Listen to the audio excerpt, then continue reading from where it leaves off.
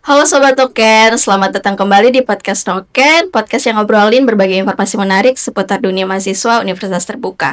Saya Yanti dan hari ini kita bakal bahas sesuatu yang seru banget nih, apalagi buat teman-teman yang merasa punya bakat, hobi, kemampuan yang selama ini mungkin cuma disimpan di galeri atau draft atau hanya sebagai konsumsi teman-teman terdekat ya. Karena kita akan ngobrolin tentang Dispor Seni Universitas Terbuka 2026. Nah, supaya informasinya lebih lengkap lagi, sudah hadir bersama kita Kak Ursula yang akan berbagi informasi seputar Dispor Seni. Halo Kak Ursula. Halo Kak Yanti, halo Sobat Noken, senang sekali bisa hadir di sini. Dan juga nih ada Kak Mary ya yang akan mewakili teman-teman mahasiswa kita yang mungkin masih penasaran apa sih itu Dispor Seni. Halo semuanya, jujur saya juga penasaran banget nih karena melihat poster-poster yang ada banyak tentang Dispor Seni. Nah, saya berpikir apa sih Dispor Seni itu? Nah, pas banget nih berarti nih. Oke, Kak Ursula, mungkin kita akan mulai aja ya dengan pertanyaan-pertanyaan yang paling dasar dulu. Sebenarnya Dispor Seni itu sendiri apa sih, Kak? Oke, jadi Dispor Seni itu merupakan singkatan dari diskusi ilmiah, pekan olahraga, dan seni. Ini adalah ajang yang diselenggarakan oleh UT untuk memberikan ruang bagi mahasiswa dalam mengembangkan bakat, minat, kreativitas, kemampuan akademik, dan juga sportivitas. Berarti bukan cuma lomba olahraga aja ya, Kak? Betul sekali, banyak yang mengira hanya olahraga, padahal ada kategori seni dan ilmiah juga. Jadi hampir semua mahasiswa punya kesempatan untuk ikut sesuai minatnya masing-masing. Nah, ini penting sih. Kadang-kadang ada mahasiswa yang langsung nyerah duluan. Aku nggak bisa ikut olahraga. Padahal ternyata ada banyak pilihan lain ya, Kak Ursula ya. Betul, bahkan ada yang lebih suka menulis, debat, membuat karya inovasi, hingga membuat konten edukatif. Nah, aku dengar pesertanya bukan cuma mahasiswa UT aja ya, Kak? Betul, selain mahasiswa universitas terbuka, Dispor Seni juga melibatkan pelajar SMA dan SMK melalui sekolah-sekolah mitra yang bekerja sama dengan UT. Kemudian ada juga mahasiswa dari perguruan tinggi mitra yang dapat ikut berpartisipasi sesuai cabang lomba yang tersedia. Wah, jadi semakin luas ya jangkauannya berarti.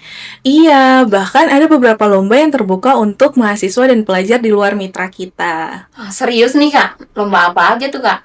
Nah, ada lomba stand up komedi dan TikTok edukatif. Jadi, mahasiswa dan pelajar di luar mitra kita yang tertarik juga bisa ikut ramein Dispor Seni.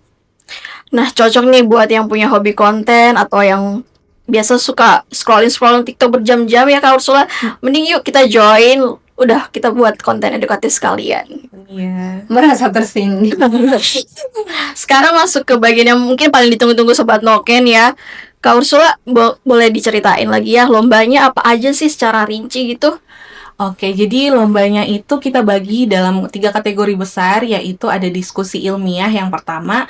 Di dalam kategori diskusi ilmiah ada karya tulis ilmiah, olimpiade sains, debat hukum, debat bahasa Inggris, debat bahasa Indonesia, business plan and digital entrepreneur, dan produk inovatif. Nah, produk inovatifnya ini menarik juga. Jadi mahasiswa bisa mengajukan ide atau solusi yang bermanfaat ya, Kak? Betul sekali. Kemudian ada kategori olahraga, yaitu lomba catur online, tenis meja, dan UTRAN 5 km.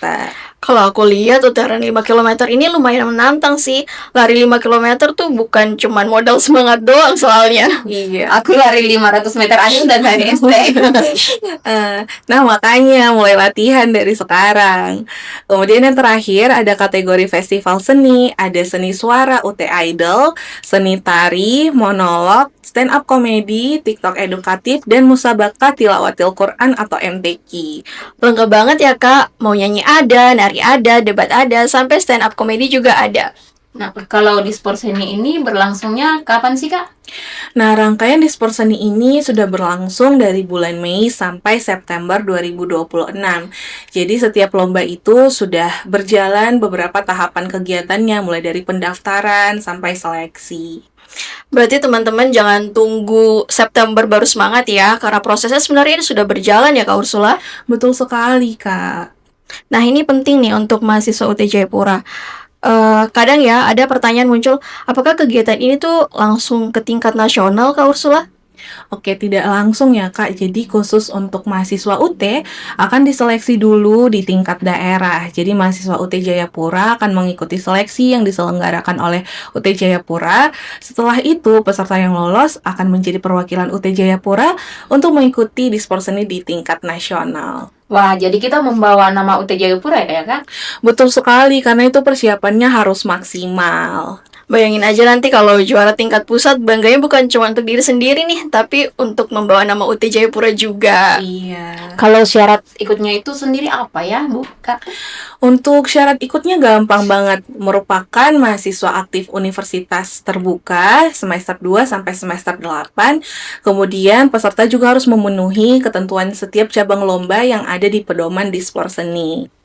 Kemudian ada yang bertanya nih Kak, terus daftarnya di mana ya?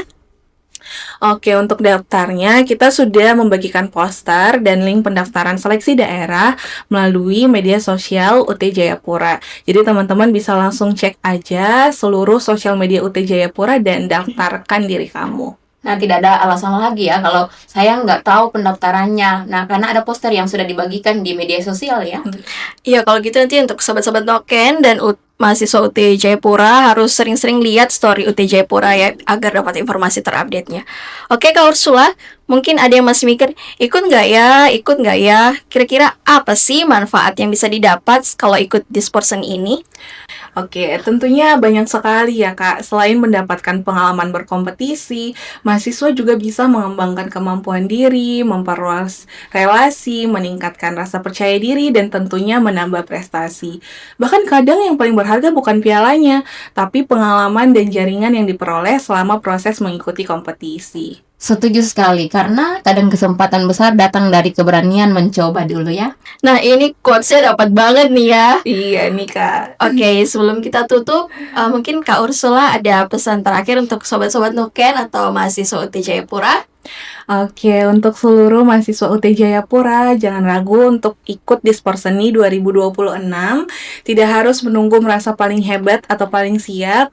Kalau punya bakat, tunjukin. Kalau punya ide, kembangin. Kalau punya keberanian, daftarkan diri kamu. Karena siapa tahu tahun ini justru kalian yang akan menjadi perwakilan UT Jayapura di tingkat nasional. Dan jangan lupa ajak teman-teman juga yang lain ya. Karena semakin banyak peserta, makin meriah dispor seni kita. Nah, Sobat Noken, seru banget ya podcast kita hari ini. Semoga setelah mendengarkan podcast ini, teman-teman jadi bersemangat untuk berpartisipasi untuk kegiatan dispor seni Universitas Terbuka 2026. Jangan lupa juga untuk cek sosial media kita, UT Jayapura, untuk melihat informasi lengkap dan juga link pendaftarannya. Kemudian, terima kasih juga untuk Kak Ursula dan Kak Mary Sama-sama. yang sudah hadir hari ini. Saya Yanti, pamit undur diri. Sampai jumpa di episode Noken selanjutnya. Bye. Bye. Oke.